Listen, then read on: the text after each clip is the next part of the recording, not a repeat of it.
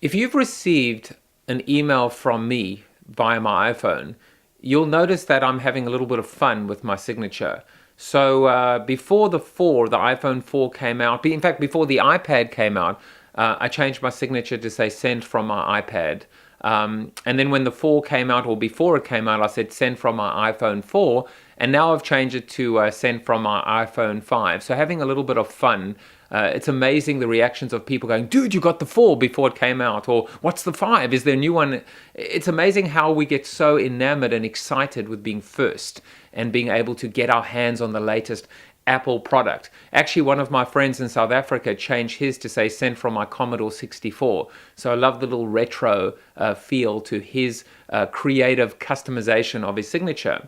But the whole iPhone 4 launch has actually been, I think, a fascinating chapter in an otherwise unblemished story or history as it relates to Apple and the phenomenal job that it's done. In terms of ultimately, and this is what it really comes down to, causing us or inciting us to pay a premium for the ability and for the status of being first in line, of being first to get a new product.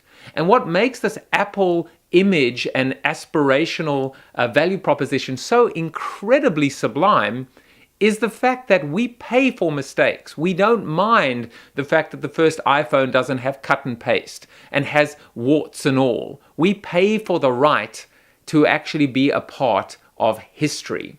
We pay for the ability for Apple to get better over time. And as they do, we keep on buying more and more. Well, this all, I believe, changed with the iPhone 4, with Antennagate, with the fact that developers and engineers within Apple knew that there was a problem, and yet they chose to look the other way. Whether it was malicious and manipulative, or whether it was just, hey, listen, this is who we are. We make mistakes, and people pay us a premium for our ability to just get smarter over time. But I think it's changed now. I think Apple's lost a lot of trust. IDC just did a study, and they found that 66% of respondents were planning on delaying purchasing their iPhone because of the problems associated with Antennagate. I believe at the end of the day that from this moment on, when Apple brings out a first generation of anything, including the iPhone 5 or 6, etc., more and more people are going to stay on the sidelines until they can be assured that Apple won't do to them what was happened or what was done right now to all of those loyal advocates and Mac zealots and cultish loyalists as well. It's a shame and it's a pity.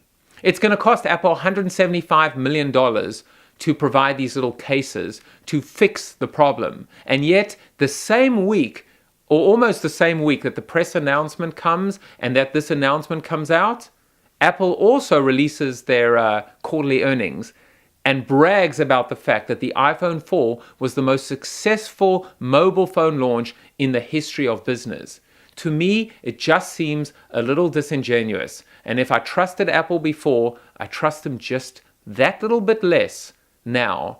And I'm telling you that it's going to translate into millions and millions of dollars of lost sales. That's the power of trust.